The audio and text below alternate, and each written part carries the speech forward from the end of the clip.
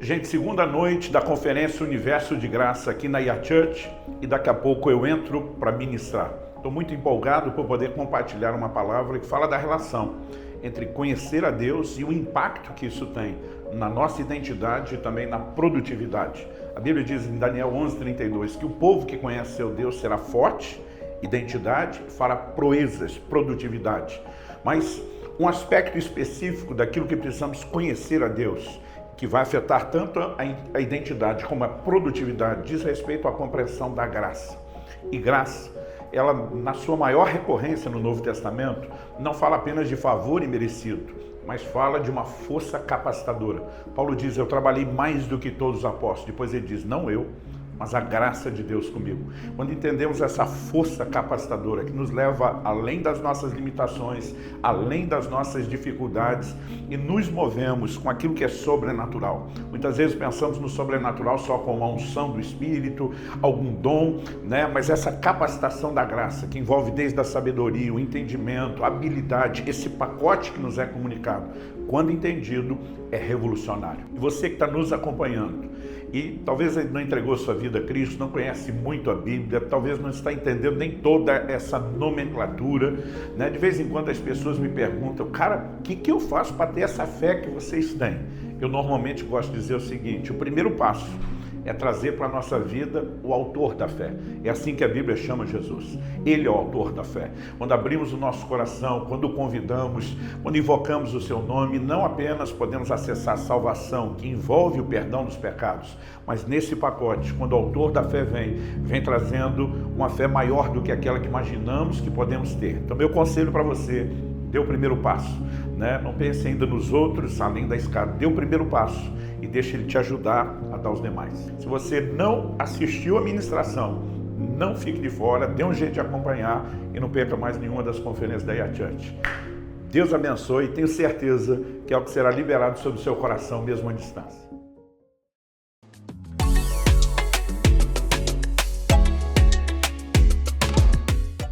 Boa noite a todos, a paz de Cristo. Você está feliz com Jesus? E Ele está feliz com você? Amém. Glória a Deus. Que alegria estar com vocês hoje, que alegria poder compartilhar da palavra, do pão sagrado, né? Servi-los da mesa do Senhor. Eu creio que Deus tem não apenas uma palavra ao seu coração, Ele tem algo para liberar sobre a sua vida. Você que está na reunião presencial, você que nos acompanha via internet, né? Eu tenho certeza que mais do que informação, a presença de Deus vai tocar o coração de cada um de vocês. Em nome de Jesus. Agora, é também importante que nós creiamos que como é a palavra de Deus sendo comunicada, não apenas, né, um homem expondo as suas ideias, vamos tentar, né, ser bem específicos em comunicar um conteúdo bíblico. Deus sempre se move e faz com que a sua palavra seja acompanhada dos sinais que a seguem e testemunham a sua veracidade. Eu sinto no meu espírito que Deus quer trazer cura, não apenas para a alma, não apenas para o coração. Eu sinto que Deus quer trazer cura física, e não só nesse ambiente, mesmo à distância. Eu quero declarar isso, né? Não se trata de quem prega, de quem fala, é o poder da palavra de Deus, do Espírito de Deus. E eu quero liberar e declarar isso profeticamente. Uma noite com manifestações de cura. Eu sinto no meu espírito, eu não sei, né, se essa pessoa está presente, se está nos acompanhando na internet, mas enquanto nós estávamos adorando, me veio forte de que nós vamos ter gente sendo tocado por Deus de muitas formas, mas Deus falou especificamente a respeito de alguém que está com sério problema de pedras nos rins, muitos cálculos, e que eles serão eliminados essa noite. Então assim, se você está com problema e bater uma vontade doida de ir no banheiro, levanta, vá e ainda fica de olho e fiscaliza.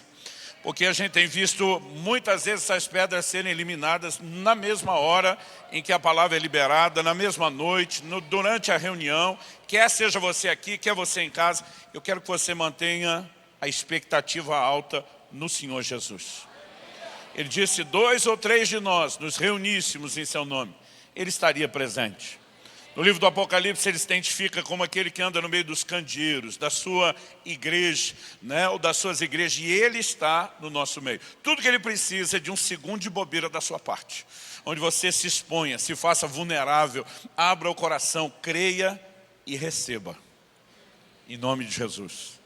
Então, se você achar que consegue crer comigo, profetiza para alguém perto de você, fala, papai vai te pegar de jeito hoje. Se você achar que tem muita liberdade, você pode até falar, ele vai acabar com a sua raça. Glória a Deus, glória a Deus. Gente, antes de pregar, isso já virou um hábito, eu gosto sempre de encorajar e incentivar as pessoas a lerem mais. O apóstolo Paulo encoraja Timóteo dizendo, aplica-te à leitura. Quando ele está preso, ele diz, traz os pergaminhos, né, que eu deixei. Ele estava dizendo, ele pede que Timóteo leve também a capa, mas ele está dizendo, eu não quero aquecer só o corpo, eu quero aquecer a mente, o coração. Ele era um homem ensinável, vivia aprendendo, crescendo, e eu e você temos a oportunidade de receber tanto através da leitura, né? Às vezes são horas ou dias que você leva lendo um livro e podendo aprender o que alguém às vezes levou uma vida inteira, né, para absorver, para assimilar, para compreender, para decodificar, e eu quero te encorajar a sempre ler mais. Eu vou fazer algo que eu sei que o meu próprio amigo não faz muito, o pastor Lamartine Porcela, escreveu entre outras coisas, ele é autor de muitos livros, mas o mais recente é esse aqui, que realmente me abençoou, A Vida de Abraão, uma jornada de graça e de fé. Então eu quero encorajar não só você que está presente, eu sei que os da casa, provavelmente, né, a grande maioria de vocês já adquiriu, se não, quero te encorajar a fazê-lo, mas você também que tem acompanhado o pastor Lamartine aí pelas redes, você pode acessar o site Lamartine Porcela, com 2 L's, é isso, né, meu amigo? Né, .com.br, tem um BR no final? Tenta com e tenta sem, eu acho que tem um... Agora... Pediram para escrever e eu confiei na minha memória. Por via das dúvidas eu tentaria os dois. E você pode adquirir o livro mesmo à distância, ele vai ser enviado, remetido. Eu quero te encorajar. Agora, nós temos hoje alguns dos nossos materiais. Estou chegando esse mês, não sei se vai ser publicado ainda esse mês ou no começo do próximo, né? Estou chegando no 23º livro. Eu comecei a viver aquele negócio do livro de Eclesiastes, de muito escrever livro no afim. E agora, no início desse ano, pela graça de Deus, escrevi um novo livro chamado A Cultura do Jejum. Escrevi o livro todo em jejum, do começo ao fim, né, de ponta a ponta. E, embora tenha procurado me dedicar a essa prática uma vida inteira, eu nunca tinha alcançado esse nível de entendimento, compreensão. E nós estamos repartindo isso tudo com você. Então, fica de olho, logo vai aparecer. Não tem aqui não, só estou fazendo vontade. Mas eu trouxe alguns dos nossos materiais. Há 2 meses atrás, eu estive aqui fazendo a nossa conferência Graça Transformadora. Eu recuperei de uma conferência aqui perto, alguns kits apenas que sobraram, porque normalmente os inscritos na conferência levam 2 livros, o meu, Graça Transformadora, e um outro chamado De Dentro para Fora, né, por menos do valor de um, e nós vamos disponibilizar esses kits no final. Eu tenho livros ali hoje sendo vendidos por R$5 e R$10, gente. O mais interessante é que o livro de 5 está parcelando em 10 de 50 centavos, sem juros. Então, assim, você não leva se não quiser. A intenção não é fazer comércio, é te abençoar. E eu não vou gastar tempo falando desse material todo, mas eu quero te encorajar. Agora, eu estou com um exemplar do livro do Lamartine autografado na minha mão. E é um critério difícil que eu tenho aqui para escolher para quem que eu vou dar de presente. Então, não, vamos fazer por merecer o livro sobre graça. Né? Vamos fazer por merecer. Eu vou fazer uma pergunta. Se alguém me responder a pergunta, eu vou entregar o livro. Qual foi o primeiro casal de bicho que entrou na Arca de Noé? Gente, os primeiros da fila, a gente não sabe o nome, mas teve. Não, vamos fazer uma mais fácil. A Bíblia fala, nos dias de Abraão, que é o tema do livro, a respeito tanto de Ló como da sua mulher. O que a mulher de Ló virou? O pescoço, gente. Ela olhou para trás, e aí porque virou o pescoço, ela se transformou. Está difícil a gente resolver isso. Qual o critério? Espera aí, para quem que eu ia dar o livro?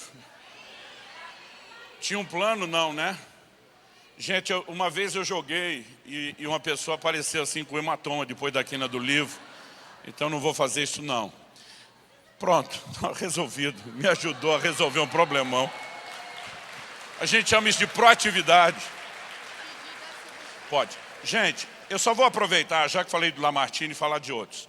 Tem alguns exemplares desse livro de um amigo meu fantástico. Ajuste suas atitudes. Suas reações diante da vida determinam seu destino. Josué e Caleb foram os únicos de uma geração inteira que entraram na Terra Prometida. Todo mundo tinha o mesmo Deus, a mesma promessa, o mesmo desafio. Só não tiveram a mesma atitude.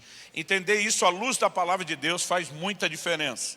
Tem um outro material ali chamado Aliança de Sangue, que vai te ajudar a entender não só o nível de compromisso que você tem que ter com Deus, mas a força do compromisso que Ele firmou com você. E recentemente o nosso ministério publicou em português, em parceria com Lifestyle Christianity, a história de Todd White, A Vida é Curta, Deixa um Legado, um livro muito bom. Isso tudo está à sua disposição. E agora vocês podem tirar. Obrigado. Se você achar que tem liberdade para isso, fala para o vizinho ao lado, fala, deixa Deus te usar, voz. Me dá um livro desse de presente. Vai que cola. Abra a sua Bíblia, por gentileza, no livro do profeta Daniel. Daniel, capítulo 11, verso 32.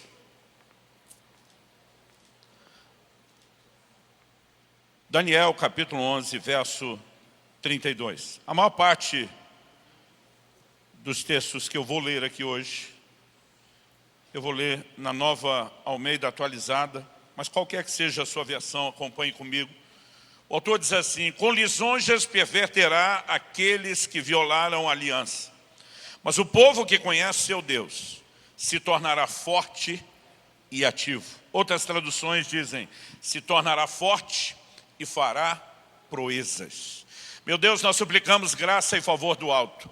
Oramos pela ação do Teu Espírito Santo, trazendo não apenas entendimento, compreensão espiritual, mas aquela aplicação prática e personalizada que só o Senhor pode fazer.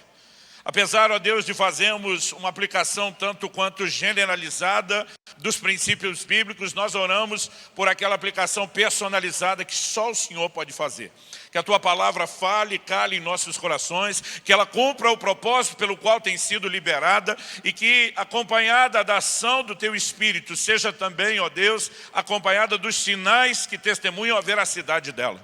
Oramos não apenas por informação, oramos pelo Teu toque e por uma liberação dos céus sobre as nossas vidas nessa noite, em nome de Jesus. Amém. Amém. Glória a Deus. Bom, eu creio que nós estamos vivendo um tempo e um momento singular. Que Deus tem planos extraordinários para o avanço do Evangelho, para a promoção do reino de Deus, para que Cristo se torne cada vez mais conhecido. E eu e você estamos inseridos nesse propósito, Deus conta conosco.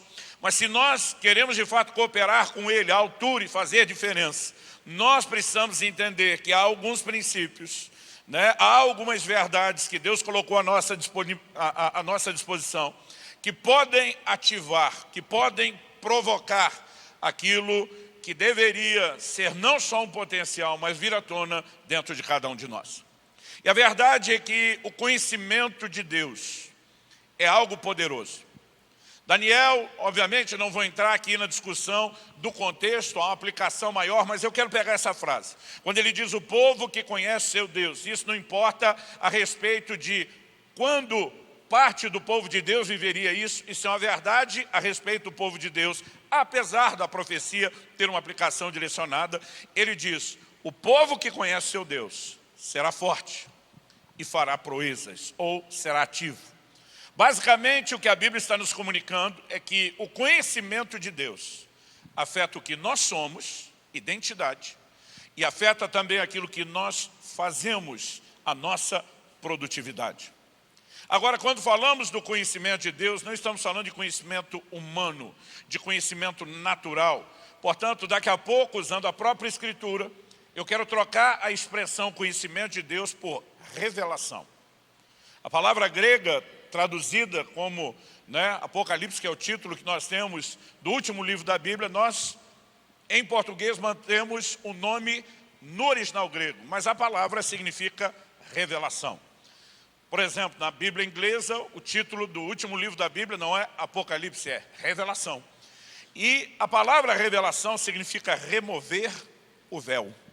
Revelação é quando Deus impede, né, ou quando Deus remove aquilo que nos impedia de enxergar e nos dá a visão, a percepção de algo que não temos. E eu e você precisamos entender a importância não só de saber a respeito de Deus, mas de entrar no lugar de experiência prática do conhecimento de Deus. Porque o conhecimento de Deus afeta o que nós somos e afeta aquilo que nós faremos. Isso não é um conceito apenas no Antigo Testamento. Em 1 de João 4, nos versículos 7 e 8, a Bíblia diz: amados, amemo-nos uns aos outros, porque o amor procede de Deus. E todo aquele que ama é nascido de Deus e conhece a Deus. Aquele que não ama não conhece a Deus, pois Deus é amor. Conhecimento de Deus afeta o que nós somos e o que nós fazemos. Ninguém pode andar em amor, ninguém pode revelar o amor sem conhecer o Deus que é amor. E essa percepção deveria produzir algo em mim e você. Deveria nos empolgar a respeito de buscar o conhecimento de Deus. Quando a Bíblia diz que esse povo será forte, a palavra traduzida forte significa não apenas fortalecer, mas endurecer, ser ou tornar-se forte, também aplicado para ser ou tornar-se firme, também usada para alguém corajoso, resoluto, persistente. A verdade é que o conhecimento de Deus afeta aquilo que nós somos, mas afeta também o que fazemos. A expressão traduzida será ativo, do original hebraico asa, significa fazer, realizar, fabricar, manufaturar, trabalhar, executar, efetuar, produzir. Então, o conhecimento de Deus afetará o que somos e o que fazemos. Mas, quando Jesus, em Mateus, no capítulo 16, começa a perguntar aos discípulos, quando eles estavam em Cesareia de Filipe, Jesus pergunta: quem dizem os homens ser o Filho do Homem? Basicamente, tentando trazer para uma linguagem mais atual, contemporânea, seria como se alguém perguntasse: e aí? O que é que estão dizendo a meu respeito? Como é que está a bolsa de apostas? Né? O que as pessoas estão dizendo ou comunicando, pensarem sobre mim? No momento que Jesus faz a pergunta, a resposta dos discípulos mostra que havia uma variedade. Uns dizem que é João Batista, outros dizem que é Elias, outros dizem que é Jeremias ou um dos profetas. É nesse momento que nosso Senhor pergunta: e vocês? Quem dizem que eu sou? E Pedro, respondendo com aquela característica de quem pensava falando e falava pensando, ele imediatamente já dispara e diz: o Senhor é o Cristo, o Filho de Deus. É no momento que Pedro faz essa declaração tão assertiva que nosso Senhor lhe diz: bem-aventurado é você, Simão Barjonas. Mateus 16, 17 eu estou lendo agora. Bem-aventurado é você, Simão Barjonas, porque não foi carne e sangue que revelaram isso a você, mas meu Pai que está nos céus. Jesus está dizendo: não foi conhecimento humano, não foram pessoas que te instruíram. Esse nível de compreensão e percepção não provém do homem, mas provém de Deus. Foi o Pai que está nos céus que revelou. Pedro, você recebeu de Deus uma revelação. A percepção e o entendimento de quem é Jesus é classificado como revelação. Revelação é entendimento espiritual. É mais do que mera e simplesmente você ter uma compreensão humana, racional, mental. É fruto de intervenção divina. Mas esse conhecimento de Deus, com os recursos que Ele mesmo nos disponibiliza, normalmente vão produzir inevitavelmente uma consequência. E a consequência é a seguinte: eu gosto de dizer que toda revelação que você tem de Deus produz uma revelação acerca de você mesmo, de si mesmo. Toda revelação que eu tenho de Deus produzirá inevitável e consequentemente uma revelação a respeito de mim. Então logo Jesus diz isso para ele, no verso 18 ele emenda: também eu lhe digo que és Pedro. E agora Jesus vai dizer: agora me deixa fazer uma revelação a teu respeito. Já que você recebeu uma minha, agora eu vou lhe dar uma revelação a seu respeito. E o Senhor diz: eu lhe digo que você é Pedro, e sobre essa pedra edificarei a minha igreja, e as portas do inferno não prevalecerão contra ela. Eu lhe darei as chaves do reino dos céus. O que você ligar na terra terá sido ligado nos céus. O que você desligar na terra terá sido desligado nos céus. Jesus está dizendo, agora que você conheceu um pouco mais a respeito de mim, isso me permite revelar um pouco mais a respeito de você, Pedro. E Jesus fala tanto daquilo que Pedro é. Não seu nome antigo, Simão, que significa cana, fala de alguém agitado pelo vento, mostra a inconstância que Pedro sempre demonstrou e ainda demonstraria mesmo nesse momento, quando Jesus está profetizando sobre a mudança que Pedro viveria. Mas o Senhor, além de mexer na questão de identidade, também fala de produtividade. Vocês vão trabalhar em associação e parceria com o céu. O que for ligado aqui embaixo vai ser ligado lá em cima. O que for desligado aqui também lá. Os céus vão respaldar os atos e as realizações de vocês. Minha igreja será edificada. E de novo a ideia de que o conhecimento de Deus afeta o que nós somos e o que nós fazemos está presente. Mas com um adicional, que a revelação que eu e você temos de Deus trará uma revelação a nosso respeito, trará uma revelação de quem nós somos. E eu particularmente fico empolgadíssimo com essa revelação que Pedro teve. Porque 1 João 4,17 diz, tal qual ele é, falando de Cristo, somos nós também nesse mundo. Ao que todo crente precisa, à medida que ele vai entendendo e descobrindo quem é Deus, é perceber quem ele é em Deus. Qual é a sua identidade? E nesse momento, Jesus olha para Pedro e ele faz algumas declarações. No original grego, a língua em que foi escrito o Novo Testamento, há um jogo de palavras que muitas vezes não aparece na tradução. Mas quando Jesus olha para Pedro e diz, na verdade, eu te digo que você é Pedro, a palavra no original grego, Petros, indica uma pequena pedra, um pedaço de rocha. Mas na sequência Jesus diz, e sobre esta pedra edificarei a minha igreja. Isso tem levado alguns a concluir e afirmar equivocadamente que Pedro, como a primeira liderança, é a pedra sobre a qual a igreja foi construída. Isso não é verdade. O apóstolo Paulo diz que não se pode lançar outro fundamento para esse edifício de Deus na terra chamado igreja, além do qual já está posto, o qual é Jesus Cristo. 1 Coríntios capítulo 3. O próprio Pedro entendeu a revelação de Jesus e escreveu a respeito dela da forma correta. E nós já vamos ver o que ele falou lá na sua primeira epístola.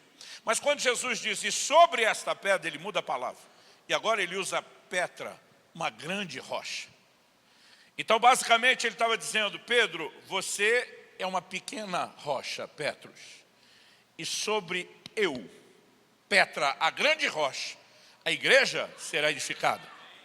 E aí alguns acham que quando interpretamos assim, desmerece Pedro.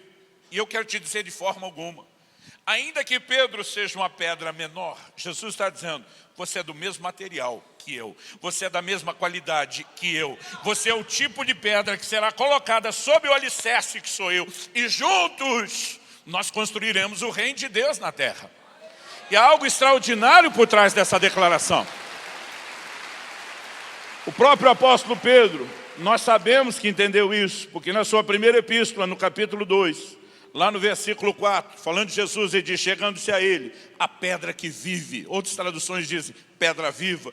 Ele diz, rejeitada assim pelos homens, mas para com Deus eleita e preciosa. Ele diz, também vocês, como pedras que vivem. Outras traduções dizem, como pedras vivas, são edificados casa espiritual, para serem sacerdócio santo, a fim de oferecerem sacrifícios espirituais agradáveis a Deus por meio de Jesus Cristo. Aqui ele está dizendo, do mesmo jeito que ele é uma pedra viva, nós também somos, mas somos edificados sobre ele. Então Pedro está dizendo, a pedra fundamental é ele, mas nós do mesmo material somos edificados sobre ele, para que a casa de Deus seja formada nessa terra. Mas ele não está falando apenas daquilo que somos, como também daquilo que fazemos. Porque ele diz, nos tornamos casas. Mas para quê? Para exercer o sacerdócio. Porque é na casa, é nesse ambiente que ministério é exercido. E o tempo todo, a revelação de Deus vai mexer com a compreensão de quem você é e daquilo que você faz. Mas, eu gostaria de dizer que sempre que você tem a revelação de Deus, você vai ter uma revelação de si mesmo, igual foi essa de Pedro, boa. Mas quando a gente olha para a Bíblia de forma honesta, a gente precisa reconhecer que tem dois tipos de revelação. Aqui eu vou classificar da boa, porque ele mostra para onde estamos indo, aquilo que nos tornaremos. Ele nos leva a enxergar mais do que nossas limitações, fraquezas e falhas. Mas existe também a revelação que, para não chamar de ruim, porque ela é necessária, eu vou chamar da não tão boa. É quando o Senhor expõe aquilo que nós somos, não aquilo que nos tornaremos. Até porque, sem entender o quanto falta para chegar no lugar que quer que cheguemos, nós não vamos cooperar com Ele para viver a transformação. E muitas vezes na Bíblia nós vamos ver pessoas que tiveram uma revelação de Deus, mas diante da revelação que tiveram, elas não enxergaram apenas a realidade do que são em Deus, do que são em Cristo.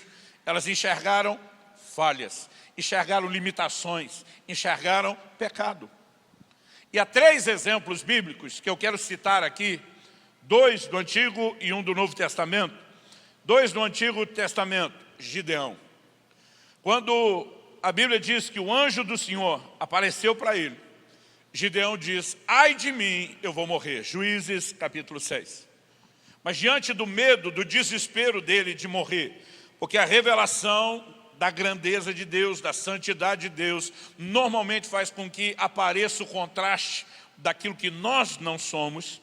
Nesse momento, é interessante observar que apesar dessa reação inicial, eu vou morrer, o Senhor fala para ele, no versículo 24 de Juízes 6, paz seja contigo, não temas, você não morrerá. É por isso que a Bíblia diz que Gideão chama Deus, ele dá o nome de Jeová Shalom, o Senhor é paz, como quem diz, ele não queria me matar, ele não queria acabar comigo. Aí você olha no capítulo 6 do livro de Isaías, e você percebe que o profeta tem uma revelação da grandeza e da santidade de Deus.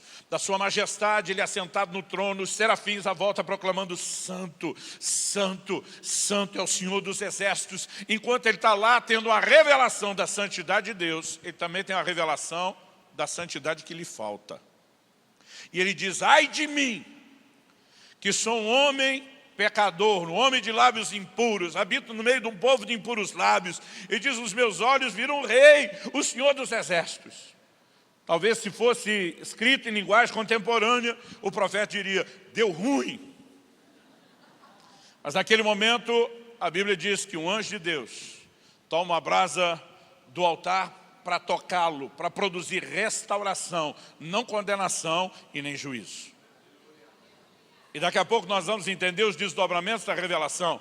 Mas aí nós temos Pedro, quando o Senhor Jesus entra no seu barco e opera aquilo que chamamos de a pesca milagrosa. Porque Deus nunca vai usar o seu tempo, os seus recursos, aquilo que você disponibilizou para fazer a obra dele, o ministério, sem deixar uma bênção sobre a sua vida. E o Senhor, depois de usar o barco de Pedro, ele diz, agora lança as redes para o lado. Ele diz, Senhor, nós pescamos a noite inteira, o mar não está para peixe, mas sobre a tua palavra, algo que todos os crentes deveriam aprender a fazer e declarar, sobre a tua palavra lançarei as redes. E aí vem aquela pesca milagrosa. Quando vem aquela quantidade de peixe que botou até o barco dos amigos que vieram ajudar, quase que botou os 2 barcos a pique. Pedro, temeroso por entender quem está no barco, ele olha para Jesus e diz, afasta-te de mim, Senhor. Eu sou um homem pecador, eu não posso macular o Senhor, fica longe de mim, né? Se o Senhor se aproximar de mim, eu posso te contaminar. Eu acho que nessa hora Jesus, né, imagino com a minha humanidade, quase uma carnalidade misturada, Jesus pensando, tolinho, não é o seu pecado que vai me contaminar, é a minha santidade que vai te transformar. Mas sabe, esses 3 enxergaram aspectos negativos, aquilo que tinha que ser mudado. Porque a verdade é que toda a revelação de Deus, se você puder, repita isso comigo, pastor, é espiritual isso? Não, é didático, só para você memorizar. Então diga comigo, toda a revelação de Deus produz uma revelação de mim mesmo. Esse é o nosso primeiro tópico. O segundo é, tem 2 tipos de revelação. Diga, 2 tipos de revelação. A boa e a não tão boa. E eu fui muito rápido ao apresentar e fazer distinção dessas primeiras verdades, porque na verdade eu quero gastar muito mais tempo, é na terceira e última verdade. Como lidar com os 2 aspectos, ou com os 2 tipos da revelação. É aqui que eu e você talvez vamos ter uma percepção um pouquinho mais prática do que a graça de Deus quer produzir nas nossas vidas. E sabe, quando eu olho para esses três, tanto Gideão, como Isaías, como Pedro, cada um que enxergou sua miséria, que achou que ia sofrer dano por causa da sua própria condição, nenhum deles foi julgado por Deus.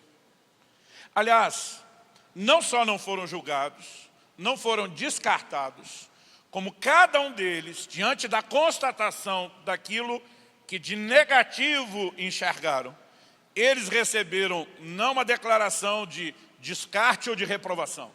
Cada um deles recebeu um chamado para executar uma missão. É para esse Gideão que está pensando, eu vou morrer, que o Senhor diz, vai nessa tua força e livra Israel da mão dos midianitas. É por Isaías diz, ai de mim que sou um homem de lábios impuros, que ele ouve a voz perguntando, a quem enviarei? Quem há de ir por nós? Ele pode responder, eis-me aqui, envia-me a mim. E quando Pedro diz, afasta-te de mim que sou um homem pecador, o Senhor olha para ele e diz, até hoje você só pescou peixe. Daqui para frente serás pescador de homens. Ele está dizendo, estou convocando você para ser parte do meu time, para me ajudar numa grande pescaria de almas. Cada um dos três não foi julgado, não foi discriminado, não foi descartado pelas suas limitações. Pelo contrário, recebeu uma convocação para cumprir uma missão. Isso deveria nos deixar um pouquinho mais pensativos. Não há nenhuma outra razão pela qual Deus queira mostrar falhas e limitações para mim e para você, a não ser nos ajudará, por meio de um diagnóstico, entender a necessidade de receber cura e restauração. Quando eu e você enxergamos nossas misérias como Isaías enxergou, porque Jesus diz que os sãos não precisam de médico, e evidentemente não existe ninguém são de verdade, porque Jesus fala isso num contexto, ele é o médico como Salvador. A Bíblia fala do homem que todos pecaram, logo se ele como Salvador é o médico, todo homem está doente, está em pecado. Mas quem não acha que está, não acredita que precise dele. E por não reconhecer a sua necessidade dele, ele não pode fazer nada. Então a única razão pela qual Deus precisa abrir os meus e os seus olhos é para que a gente se exponha aos recursos transformadores que ele disponibiliza, que ele oferece. Então quando eu e você reconhecemos, sou um homem de lábios impuros, ele tem uma brasa para tocar ou para tostar a nossa boca. Um dia alguém me perguntou, pastor, qual é o mistério do toque no lábio? Eu falei, não tem mistério, é a oração dele. Ele diz, meu lábio está impuro. Ele não está dizendo que passou batom radioativo, alguma coisa do gênero. Ele está falando, eu peco na forma de falar. Deus disse, você admitiu que aí o problema é onde você admite o problema, que eu tenho cura, que eu tenho restauração, que eu tenho transformação. Se talvez ele tivesse dito, sou um homem de olhos impuros, teriam vindo duas brasas nos olhos. Ou como se diz no interior de São Paulo, aqui onde me criei, no zóio. Um dia comentei isso com meus filhos. Eu lembro que um deles olhou para mim e falou, pai, tem uns que estão precisando de um banho de brasa. Não é só uma na boca, nem só duas nos olhos. É um banho de brasa. O que quer que eu e você necessitemos, nós podemos receber. Mas o que eu e você precisamos ter em mente? Deus fará algo extraordinário na terra. E o povo que conhece o seu Deus se tornará forte porque por nós mesmos não somos. E fará proezas, porque sem a ajuda dele, eu e você não podemos. Mas com ele, a conversa muda. Nós precisamos ser inspirados a um nível de fé, de que Deus não está esperando eu e você alcançarmos perfeição para que ele possa nos usar. Eu e você precisamos entender que à medida que cooperamos com ele, que nos deixamos ser trabalhados por ele, nós nos tornamos candidatos a ser parceiros, cooperadores de Deus e viver coisas extraordinárias nessa terra. Olha como a Bíblia fala de Elias. Elias era homem semelhante a nós, sujeito aos mesmos sentimentos. Outras traduções diz paixões. Gente, se tem um cara na Bíblia que me parecia sofrer de bipolaridade, é o tal do Elias. Uma hora o cara está fazendo descer fogo do céu, avivamento, vão matar os profetas de Baal, o povo cai de joelho gritando, só o Senhor é Deus. Daqui a pouco ele está numa caverna, pedindo para si a morte. Mas o curioso é que a Bíblia diz que ele só fugiu, primeiro para o deserto, depois para a caverna, porque Jezabel, a mulher de Acabe, ameaçou matá-lo. E a Bíblia diz que ele fugiu para salvar a vida. Quer dizer, não queria morrer. Agora ele está lá e diz para Deus, melhor não é morrer do que viver. Se eu sou Deus, eu digo para ele, então volta que Jezabel resolve o seu problema. Não é sério, gente. Eu acho que se eu sou Deus, eu falaria que nem muito marido para a esposa. Não estou te entendendo. Quer morrer porque fugiu. Ela resolveu o problema. Te mandava para perto de mim bem depressa. Mas tem hora que nem a gente se entende. Que quando querem que a gente morra, a gente diz não quero morrer. E aí quando a gente tem a chance de viver, a gente diz também não quero viver porque eu sou do contra. Não é sério, gente. Altos e baixos. A notícia boa é que não importa os altos e baixos da minha e da sua vida, o Senhor está conosco. No Salmo 139 ele diz, se eu subir aos céus, o Senhor estará comigo, alto. Se eu fizer a minha cama no abismo, o Senhor estará comigo. E perceber e corresponder a essa presença pode fazer toda a diferença. E aí quando a Bíblia vai falar do Elias, e na hora que a gente chama ele de bipolar, você ri, mas a Bíblia diz que ele era semelhante a nós. Em outras palavras, a Escritura está dizendo que nós somos tudo farinha do mesmo saco. Que todos nós, em níveis um pouquinho distintos, também oscilamos de um extremo a outro. Também temos um humor volátil. Vamos falar assim para soar mais bonito. Mas sabe o que eu e você precisamos entender? A Bíblia diz, ele era semelhante a nós, sujeito a altos e baixos, meio bipolar, mas orou. E por 3 anos e meio não choveu. Orou de novo e os céus se abriram. A Bíblia não está dizendo porque era semelhante a nós, Deus não pôde usar. Diz, era semelhante a nós e fechou os céus por 3 anos e meio. Era semelhante a nós e fez com que esse quadro fosse revertido de novo. Eu não sei você, mas esse negócio me empolga. Eu digo, peraí Deus, se o Senhor pode usar o bipolar do Elias, o Senhor pode me usar também. E algo que eu e você precisamos entender sobre o conhecimento de Deus. Ele nos leva além das nossas limitações.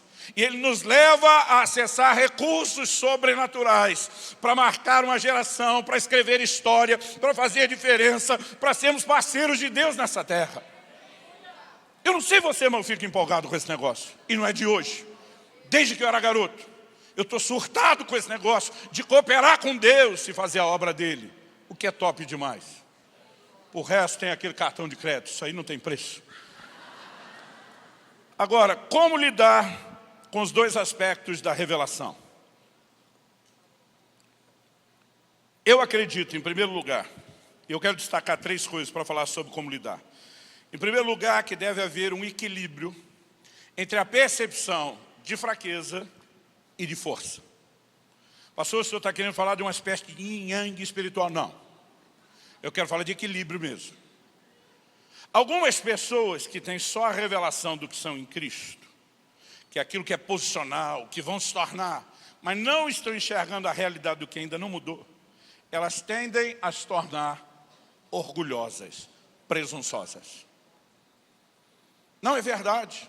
Eu já conheci alguns lugares que foram focos de avivamento, mas os caras se acharam tanto, que embora não admitisse desse jeito, parece que eles pensavam que estavam se tornando a 4ª pessoa da Trindade. E basta isso para o negócio azedar. Porque a Bíblia diz que é um coração soberbo, Deus resiste, mas ao coração quebrantado, humilde, esse vai encontrar graça. Eu e você não encontraremos o fluxo da graça sem humildade. Porque humildade nos leva a dizer, não sou eu, não é de mim, eu preciso dos seus recursos, eu preciso de força capacitadora. Humildade nos dispõe ao fluxo da graça. Soberba, quando o cara diz, eu sou, e está dizendo, não preciso de Deus, Deus diz, então vai sozinho. E aí o negócio dá ruim. É por isso que a gente vê tanto essa cena. Ministérios, igrejas que despontam, tem realizações, e daqui a pouco o negócio está desmoronando. Gente, não é porque Deus mudou de ideia. É porque o fluxo de graça foi interrompido. E normalmente é interrompido porque nós bagunçamos as coisas. Bagunçamos porque começamos aos poucos, inconscientemente, a acreditar que nós somos bons e que não precisamos tanto de Deus. Há uns anos atrás, o Espírito Santo me perguntou. Estava com os filhos pequenos, já casado, ele me disse, por que é que você não ora como orava no início do seu ministério? Eu comecei um ministério muito novo, ainda solteiro, passava horas trancado no quarto, orando todos os dias. E eu falei para Deus, naquela época era solteiro, não era casado, não tinha família, não tinha filhos, não pastoreava uma igreja local. E o Espírito Santo me disse assim, essa é a desculpa que você resolveu acreditar. Ele diz, naquela época você não sabia como fazer. Você ficava horas trancado orando, porque você sabia que precisava de mim e sem mim não conseguia. Agora você começou a se achar bom. E porque você acha que é bom e consegue, você já não gasta tanto tempo no lugar da dependência. E a casa caiu. Sabe, eu não estou dizendo que todo mundo não ora mais pelo mesmo motivo. Mas muito poucos de nós vão ter um motivo diferente. Às vezes nós começamos a entender como funciona, achar que agora a gente conhece, que a gente administra, que a gente consegue. E paramos de depender de Deus. Agora, o que me leva a depender de Deus é o momento que eu lembro. Eu não sou isso tudo. Eu não estou com a bola toda. Isso nos mantém em dependência dele. O que nos ajuda nisso é perceber que ainda tem áreas de limitações e fraquezas. E quando a gente olha para elas, não só a gente depende de Deus para mudar, como a gente sabe que com esse histórico a gente não teria vivido tudo que viveu. Por outro lado, se alguém que só enxerga a parte boa da revelação e não a não tão boa, pode descambar ou descompensar para cá. Alguns que enxergam claramente aquilo que ainda são e tem que mudar, mas não enxergam a realidade do que se tornarão, eles tendem a ir para um outro extremo. O extremo de simplesmente passarem a acreditar que não podem fazer, que não podem realizar, que eles são uma espécie de subproduto ministerial ou do cristianismo e que, afinal de contas, eles ainda acreditam que pensar dessa forma, que os amarra, que os impede de realizações, eles ainda acham que é humildade. Mas eu tenho entendido que você não pode confundir humildade com mediocridade. São coisas completamente distintas. Por exemplo, eu vou te dar um exemplo. Se eu falasse aqui para vocês, gente, eu sou humilde. Você ia acreditar que eu sou humilde se eu falasse? Agora, e se eu falasse que eu sou o cara, o padrão da humildade? Você ia achar que eu sou humilde? Menos ainda. Porque a gente acha que quem é humilde não pode falar que é humilde. Porque na nossa cabeça, humildade é uma espécie de autodepreciação. Se o que nós pensamos fosse verdade, aí eu te pergunto, Jesus seria humilde? Porque diz, aprendei de mim, que sou manso e humilde de coração. Ele não só disse que ele era humilde, mas ele está dizendo, eu sou o exemplo, o modelo de humildade para você. Se o que nós pensamos sobre isso for verdade, então Jesus não era. Agora, ele era, porque afirmou que era, ele é a verdade, e ele não mente nele, não há lugar para mentira. Então isso deveria nos fazer pensar, ou repensar o nosso conceito de humildade. C.S. Lewis, o grande escritor, disse, humildade não é pensar menos de si, é pensar menos em si. Qual é a diferença? Você não se diminui, mas você sabe que não é o centro e nem a razão de tudo. E aí você vai entender que Jesus externava isso quando dizia, eu só falo aquilo que ouço o Pai falar. Eu só faço aquilo que vejo o Pai fazer. Mas esse mesmo Jesus, se você observar o primeiro sermão público dele na sua cidade, Nazaré, ele já se levanta e diz, o Espírito do Senhor está sobre mim, porque me ungiu para curar, para libertar. Imagina um cara chegando hoje, pegando o microfone e dizendo, gente, olha para mim, eu sou o cara. O enviado de Deus para suprir as suas necessidades. Eu tenho o que você precisa. Eu sei. A gente vai dizer, Agora, o mesmo Jesus, que não se colocava no centro, em plena dependência do Pai, de quem a Bíblia diz, Deus ungiu a Jesus de Nazaré com o Espírito Santo e poder, o qual andou por toda parte fazendo bem, curando a todos os oprimidos do diabo, porque Deus era com ele. Ou seja, ele estava debaixo de unção, suas realizações eram fruto de um empoderamento divino. Esse mesmo Jesus nos dirige ao entendimento correto. Por exemplo, o apóstolo Paulo diz em 1 Coríntios 15, vamos falar um pouquinho mais dessa questão de humildade. Em 1 Coríntios 15, nos versículos 9 e 10. Primeiro eu quero que a gente olhe o 9 e depois a gente preste atenção no 10. Paulo diz assim, porque eu sou o menor dos apóstolos, e nem mesmo sou digno de ser chamado apóstolo, pois persegui a igreja de Deus. Gente, se Paulo tivesse parado só no versículo 9, seria uma tragédia. Porque isso nos faria acreditar que por causa do nosso passado, nós não podemos ser relevantes no presente ou no futuro. Mas depois de fazer essa afirmação, que é um contraste intencional, ele começa o versículo 10 dizendo, mas, eu amo esses mas da Bíblia. Uma vez eu preguei uma mensagem chamada O Fator Mas, onde esse mas entra para mudar a história. Ele diz, mas, Pela graça de Deus. Diga comigo, pela graça de Deus.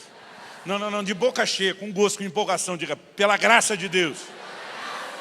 Paulo diz, mas pela graça de Deus sou o que sou. Ele diz, a sua graça que me foi concedida não se tornou vã. Pelo contrário, trabalhei mais do que todos eles, todavia não eu, mas a graça de Deus comigo.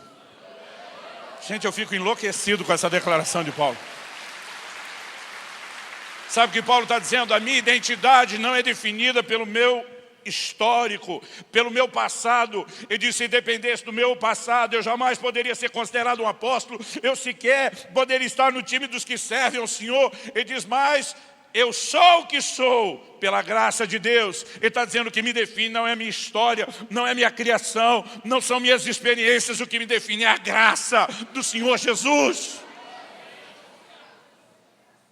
Embora a maioria de nós, quando indagados sobre o entendimento do que é graça, responda no piloto automático, favor imerecido, o que não é errado, porque é parte da resposta. A maior recorrência do uso da palavra graça no Novo Testamento, eu falo muito sobre isso no meu novo livro, Graça Transformadora. A maior recorrência do uso da palavra graça diz respeito a uma força capacitadora. Quando o Senhor Jesus diz para Paulo, minha graça te basta, o meu poder se aperfeiçoa na fraqueza. O que é que ele estava dizendo? Ele está dizendo, eu tenho recursos que te levam além das suas limitações, que te ajudam a suportar aquilo que sem mim você não suportaria. Quando Paulo relaciona a palavra graça com a expressão dons da graça, ele está mostrando que a graça é força capacitadora. Quando em Romanos 8, 3 e 4, ele diz que aquilo que não foi possível à lei, Deus fez em Cristo, levando ao homem a cumprir a exigência da lei, poder viver obediência. Ele está dizendo que a graça é força capacitadora. Mas aqui quando ele diz, eu realizei mais do que todos eles, não eu, mas a graça de Deus comigo. Ele está dizendo, a graça é uma força capacitadora. Entrar nessa revelação de Deus, pela perspectiva e a lente do entendimento do que é a graça, vai afetar tanto o que nós somos, o conceito que nós temos a respeito da nossa identidade, como aquilo que nós fazemos, a nossa produtividade. Quando Paulo diz, trabalhei mais do que todos eles, você sabe de quem ele está falando? Dos demais apóstolos. Porque no início ele diz, eu nem sou digno de ser considerado apóstolo, mas trabalhei mais do que todos eles. Do que todos eles quem? Os demais apóstolos. Agora, há duas formas de você entender o que Paulo falou. Uma delas seria mais ou menos assim, que tem uma espécie de tabela, um score, uma pontuação de realizações, tipo a tabela do Campeonato Brasileiro, de pontos. Então, você imagina que Paulo pudesse estar sugerindo o seguinte, né, que está lá o Pedro em primeiro, o João em segundo, vamos dizer assim. E quando ele diz, eu trabalhei mais do que eles, ele está dizendo, eu estou nas cabeças, liderando o campeonato, disparado na frente. Agora, há uma outra possibilidade de entender isso, e particularmente eu acho que isso que Paulo está falando. Para mim, Paulo está dizendo, eu trabalhei mais do que todos eles juntos. Você pode juntar o time inteiro, e eles juntos não fizeram o que eu fiz. Enquanto os 12 apóstolos do Cordeiro se dedicaram a evangelizar inicialmente, em essência, judeus, não só de Israel, mas depois da dispersão, Paulo com a sua equipe ganhou o resto do mundo para Jesus. Faça você as contas. Agora, ele está dizendo, eu não posso me orgulhar de nada. Quem se orgulha acha que é bom e fez por si com as suas forças. Quem é humilde não se deprecia, ele pensa grande, ele vive grandes realizações, mas ele pensa menos em si, mas não menos de si. Ele não se deprecia. Quem está entendendo o que eu estou dizendo?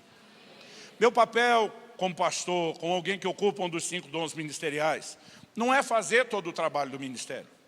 Efésios 4:11 diz que Deus estabeleceu na igreja apóstolos, profetas, evangelistas, pastores e mestres. Para quê? O versículo seguinte, o 12, diz, para o aperfeiçoamento dos santos. Por que é que esses ministérios vão aperfeiçoar os santos, o resto dos crentes? A Bíblia diz, para a obra do ministério. Logo, o ministério não é feito por alguns. Lá no Paraná nós temos um ditado, uma declaração antiga, que quando vai falar, né, de um paranaense que dá orgulho, normalmente os caras dizem assim, é gente que faz, para falar das suas realizações. Eu digo, qualquer pessoa que foi chamada para exercer um desses dons ministeriais, não foi chamado para ser gente que faz. É mais do que isso. Mas para ser gente que faz os outros fazerem. Que equipa, que encoraja, que estimula, que ativa, que mobiliza. Porque a obra de Deus será feita por todos nós, gente. Só que quando nós começamos a encorajar alguns irmãos, você pode ganhar pessoas para Jesus, você pode discipular, você pode fazer diferença. Alguns têm umas crises de humildade. O que eu chamo de crise de humildade. Os caras aparecem com cada versão assustadora do que pensam de si. Que eu fico me imaginando como isso é possível. Outro dia eu estava encorajando a abrir a casa, pregar o evangelho, ganhar pessoas. Ele olha para mim e diz, não, pastor, você não está entendendo. Eu só sou a mosca que pousou no cocô do cavalo do bandido. Eu até hoje estou tentando entender a profundidade da frase. Mas era evidente que ele estava dizendo, não sou nada e nem ninguém. Eu lembro que eu olhei para esse cara e falei, mas se você acredita que você não é nada, você é o cara. Ele falou, não, pastor, o senhor não está entendendo. Eu justamente não sou nada. Falei, por isso que você é o cara. E aí eu chamei ele para abrir a Bíblia comigo, onde eu quero que você abra agora. Primeira carta de Paulo aos Coríntios, no capítulo 1, e a partir do versículo 26. Ele diz assim, irmãos, considerem a vocação de vocês, o seu chamado. Não foram chamados muitos sábios segundo a carne, nem muitos poderosos, nem muitos de nobre nascimento. Ele diz, dá uma olhada na geral, na crentaiada aí à sua volta. Ele diz, você não vai achar a elite do pensamento. Você não vai encontrar a nobreza, seja de posição social ou daqueles que de fato têm recursos. Ele diz, você não vai encontrar nada disso. Quando ele diz, pelo contrário, o que é o contrário? Já está subentendido, ele diz, Deus escolheu as coisas loucas do mundo para envergonhar os sábios. Escolheu as coisas fracas do mundo para envergonhar as fortes. E Deus escolheu as coisas humildes e as desprezadas e aquelas que não são, para reduzir a nada as que são. Falei, se você acha que não é, você é o cara, você é o candidato, é esse que Deus está atrás. Porque Deus quer é esfregar na cara do que acha que ninguém é nada. Ninguém faz nada sem Ele, gente. Essas verdades já foram tão óbvias durante tanto tempo na igreja, mas de alguma forma nós estamos precisando redescobrir essas coisas. Aí ele termina dizendo assim, verso 29, o propósito, a fim de quê? Aqui é o indicativo de propósito, a fim de que ninguém se glorie na presença de Deus. Ou seja, o plano de Deus é que no dia do tribunal de Cristo, ninguém chegue dizendo, pois é, Senhor Jesus, o Senhor onisciente, sabedor de tudo, sabe que eu fui o cara. A Bíblia diz, não.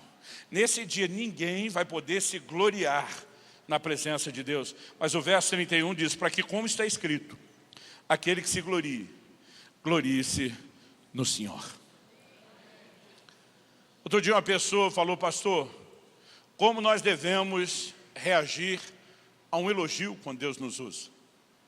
Eu falei, depende. Você pode se enganar e achar que a pessoa reconheceu que você é grandes coisas, ou você pode lembrar que não é nada, e reconhecer que a pessoa reconheceu que a graça de Deus fez aquilo tudo. A maneira como você lida com a coisa que você ouve, a sua atitude interior, determina para onde a coisa vai. A resistência do vento pode fazer um avião decolar, ou pode fazer um carro de corrida em alta velocidade ficar colado no chão. A resistência do vento é a mesma, mas se você usa asa ou aerofólio, você está reagindo diferente àquilo que está sendo exposto.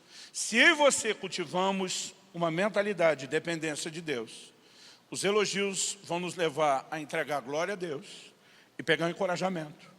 De vez em quando as pessoas vêm me agradecer, eu digo, olha, a glória é de Deus, o encorajamento é nosso, para continuar cooperando com Ele, dependendo dEle. Sem Ele a gente não teria feito nada disso. E você precisamos estar nesse lugar de uma convicção de que recebemos de Deus, precisamos do que Ele tem, de que não somos nada nem podemos nada sozinhos. Mas, justamente Ele não nos chamou para ser ou fazer nada sozinho. E o tempo todo depender dEle e usar o recurso dEle. Então a compreensão dessas verdades vai nos guardar de ou se inclinar a um extremo, de nos achar grande coisa, ou de ir para outro extremo, onde nos depreciamos. E é falando disso que eu quero chamar a sua atenção para um desdobramento desse mesmo princípio. Abra a sua Bíblia comigo, no livro de Êxodo. livro de Êxodo, no capítulo 4. E eu creio que esse exemplo vai nos ajudar a ter a visão correta desse desfecho que Deus quer nos levar. Eu descobri aqui em Êxodo 4, como tirar Deus do sério. O Deus paciente, longânimo. Como fazer Deus perder a paciência. Pastor, o senhor quer me ensinar isso? Não, eu quero te ensinar como alguém faz para você não fazer. Não para que você faça. Deus aparece para Moisés numa sarça. E diz, Moisés, estou te chamando, estou te levantando. Vou te enviar ao Egito com uma missão. E aí Moisés tem uma crise dessas de humildade distorcida. Que vira um momento de autodepreciação. Eu não sou nada, eu não posso, eu não consigo. Gente, vamos pensar seriamente no que nós fazemos. Às vezes nós estamos no louvor e adoração dizendo, Deus, o Senhor é grande, o Senhor é poderoso, é extraordinário. Mas daqui a pouco o mesmo Deus diz, estou te chamando para fazer algo. Não, o Senhor se enganou. Não, peraí, eu sou Deus poderoso ou não? Não, o Senhor é quando eu canto. Na hora que o Senhor chama, o Senhor não é. O Senhor não tem condição de fazer. Porque Deus diz para Moisés, olha comigo, Êxodo 4, a partir do 10. Então Moisés disse ao Senhor, Senhor, eu nunca fui eloquente, nem no passado, nem depois falaste ao teu servo, nesses 30 segundos que já passaram, pois sou pesado de boca e pesado de língua. Ele está dizendo para Deus, o Senhor escolheu o mal. E a maioria de nós acredita que o serviço de recrutamento e seleção do céu é ruim, que Deus é desinformado, que Ele não sabe das coisas, que Ele não sabe quem escolhe. E Moisés está tentando explicar isso para Deus. Verso 11, o Senhor lhe respondeu, quem fez a boca do homem? Ou quem fez o mudo, ou o surdo, ou o que vê, ou o cego, não sou eu, Senhor? Em outras palavras, Deus está dizendo, eu sou fabricante. Se alguém tem defeito de fabricação, sou eu, Moisés. Mas entende também de manutenção, do conserto. Verso 12, agora vá, eu serei com a sua boca e lhe ensinarei o que você deve falar. Gente, tenta imaginar isso. A glória de Deus manifestada num arbusto que queima, pega fogo, mas não se consome. A voz de Deus falando, tira a sandália dos seus pés, porque o lugar que você pisa é terra santa. E Moisés tira, porque ele sabe que é Deus. Ele vai replicando e dizendo, Senhor, o Senhor sabe disso. Ele sabe que está falando com Deus. Eu muitas vezes pensei, se eu tivesse um chamado desse, ninguém me segurava. O próprio Deus aparecendo para mim, dizendo que acredita em mim, confia em mim, aposta em mim. Vou botar 2 aspas nesse aposto. Era de enlouquecer, mas ainda assim, Moisés, não, o Senhor escolheu errado, eu sou ruim. Deus diz, Moisés, eu serei com a tua boca, eu te ensinarei o que há de falar. Gente, como diria o bom pentecostal, é para glorificar de pé. Era a hora que a gente imaginava o Moisés erguendo a mão para o céu, dando glória, sapateando, dizendo, então se é o Senhor eu vou. Não é sério, eu imagino, numa linguagem contemporânea, olhando para cima e dizendo para Deus, é nós, estamos juntos. Aí o Moisés responde o que? Verso 13. Porém Moisés respondeu, Senhor, envia alguém outro que quiseres enviar, menos a um, menos a mim. Tipo, qualquer um presta, menos eu. Qualquer um poderia ser usado pelo Senhor, menos eu. Verso 14 diz, então, a ira do Senhor se acendeu contra Moisés. Fala para alguém ao seu lado, fala, quer deixar Deus irado? Continua dando desculpa. Continua dizendo que você não pode. Não se trata de você. Não se trata das suas habilidades. Não se trata das suas capacidades. Há um empoderamento divino a mim e à sua disposição. Gente, esse negócio deveria enlouquecer a gente. Jesus disse para os seus discípulos, vocês vão dar testemunho diante de mim, diante de reis. Gente, existe um protocolo. Desde o Império Grego, a retórica no discurso havia ocupado um lugar significativo. Quando os judeus vão acusar Paulo diante dos romanos, eles contrataram um orador profissional, porque você não podia estar diante de governantes e se dirigir de qualquer forma, falar de qualquer maneira. Agora Jesus está falando para aquela turma sem muito estudo, vocês vão estar diante de reis. Eu imagino as pernas dele tremendo que nem vara verde. Mas ele diz lá em Mateus 10, mas não se preocupem com o que ou como vocês vão falar, porque naquela hora não serão vocês falando, será o Espírito do vosso Pai falando por intermédio de vós. Não se trata de você, é da sua capacidade de depender dele. Agora, se Deus não mostra quem nós somos nele, a gente não tem empolgação para acreditar porque é doido. Se ele não diz, vou usar, esses caras nunca vão sonhar nada grande. Mas ao mesmo tempo, se ele não mostra limitações, nós não vivemos independência dele. Então, o propósito de Deus para Gideão, como nós falamos antes, para Isaías, para Pedro, nunca foi destacar a fraqueza deles. Era mostrar que a despeito delas, ele poderia mudá-los, transformá-los e usá-los. Quem está entendendo, diga amém. Então deve haver um equilíbrio entre fraqueza e força. Não podemos exaltar nossas fraquezas e limitações acima da graça de Deus. E aí você precisamos lembrar que quando a Bíblia destaca as fraquezas daqueles que Deus chamou, nunca é para trazer a ideia de empecilho, então não pode. Mas é justamente para contrastar a manifestação da graça de Deus. Elias era semelhante a nós e pôde ser usado por Deus. Eu não estou aqui fazendo apologia ao pecado, não é isso. Estou dizendo o seguinte, se Deus fosse esperar e você ser perfeito para começar a fazer alguma coisa na terra, ele não ia conseguir fazer quase nada. Mas enquanto nos aperfeiçoa, porque ainda que limitados, estamos comprometidos com ele, ele pode nos permitir fazer grandes coisas.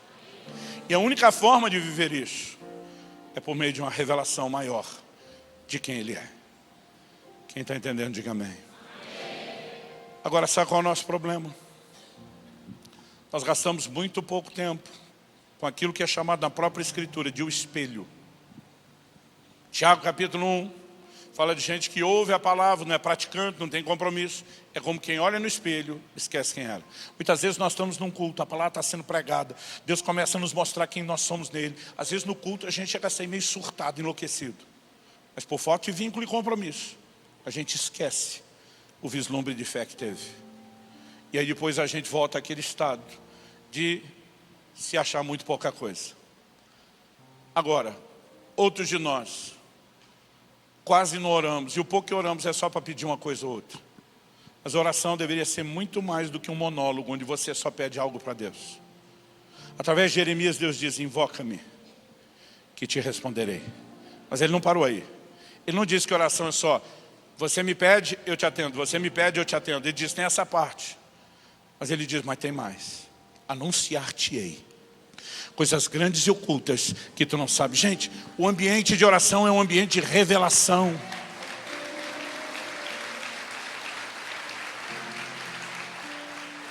Eu tinha 15 anos de idade, recém-batizado no Espírito Santo. E quanto mais tempo eu me trancava no meu quarto orando, mais surtado eu ficava. Sabe, não foram pessoas que me convenceram do meu chamado. Enquanto eu estava trancado naquele quarto, eu via coisas, e algumas delas, hoje estou conseguindo acreditar. Eu decidi ir acreditando para os degraus da escada, que estava mais fácil de subir antes. Mas eu me via escrevendo livros, livros e livros. Eu via esses materiais sendo traduzidos para as línguas. Eu via caminhões inteiros de livros sendo descarregados. E já estamos chegando perto de 2 milhões de exemplares distribuídos, mas é só o começo. Eu me via pregando a multidões. Gente, você precisa entender. Lá para o final da década de 80, igreja que tivesse 1000 pessoas num culto, nós chamávamos de mega igreja. Imaginar que reuniões como essa se tornariam frequentes, comuns em todo o Brasil naquela época, nenhum de nós conseguia. Mas eu me via pregando a muitos milhares de pessoas. E uma coisa eu sabia, quando eu estou naquele quarto orando, de duas uma, ou eu estou surtando, ou Deus está mostrando algo que a mente não acompanha. E como a Bíblia diz que na oração Ele vai me mostrar coisas ocultas que eu não sei, eu preferi acreditar na segunda. Eu falei, eu não consigo nem acreditar naquilo depois que eu paro de orar. Mas aquilo só vem quando eu estou orando. Não, minha cabeça não pode sofrer de demência só quando eu estou na presença de Deus. Demência é quando eu saio, é quando eu perco a capacidade de enxergar o que Ele enxerga, é quando eu deixo de, pela revelação, entender minha identidade, entender a produtividade. E algo foi mudando dentro de mim. Hoje a forma como eu tento explicar aos outros, que eu e você podemos ser ativados para coisas extraordinárias. Nem todos fomos chamados para fazer as mesmas coisas, mas todos podemos viver uma vida extraordinária em Deus. Podemos fazer diferença na vida dos outros. Nosso cristianismo pode ser diferente, diferenciado. Nossa identidade e produtividade pode ser escrita de uma forma completamente diferente. Se entendemos essa força capacitadora, que ao mesmo tempo que vai mostrando o que ainda não somos, porque quer nos tratar, vai mostrando que somos nele e não sozinhos. Você recebe essa palavra em nome de Jesus? Eu queria que você ficasse em pé para parecer que está acabando minha parte. Nós vamos orar juntos. Eu queria que Nívia e a equipe voltasse. Eu vou repetir mais uma vez. Quando a Bíblia destaca as fraquezas do que Deus chamou, nunca é para trazer ideia de empecilho, tipo, por causa da fraqueza não posso. Pelo contrário, é sempre com a ideia de, apesar disso, eu posso. Mas se o conhecimento de Deus é a chave para viver essa revelação que muda a identidade e produtividade, e você precisamos avançar. Oséias 6,3 diz, conhecer e prosseguir em conhecer a Deus. Eu e você precisamos mergulhar nesse lugar na palavra. Eu e você precisamos entrar nesse lugar da oração. Porque essas coisas vão mudar a nossa forma de pensar, a nossa forma de nos enxergar, vão gerar em nós uma capacidade de crer.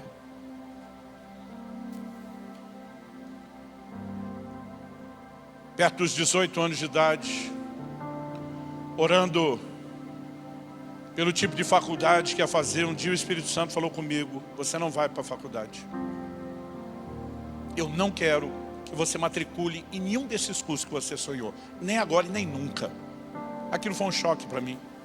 Uma das poucas coisas que meu pai pediu a cada um dos filhos, eu sou do meio de 3 homens, foi apenas que entregássemos a ele, além da fidelidade a Deus, um diploma universitário. Eu falei para Deus, então me deixa pelo menos fazer a teologia, que tem a ver com aquilo que o Senhor me chamou a fazer. A maioria dos meus amigos com chamado, todo mundo indo para o seminário, todo mundo indo estudar teologia. E o Espírito Santo me disse, eu não quero que você vá para o seminário estudar teologia. Eu falei, Deus, não estou te entendendo.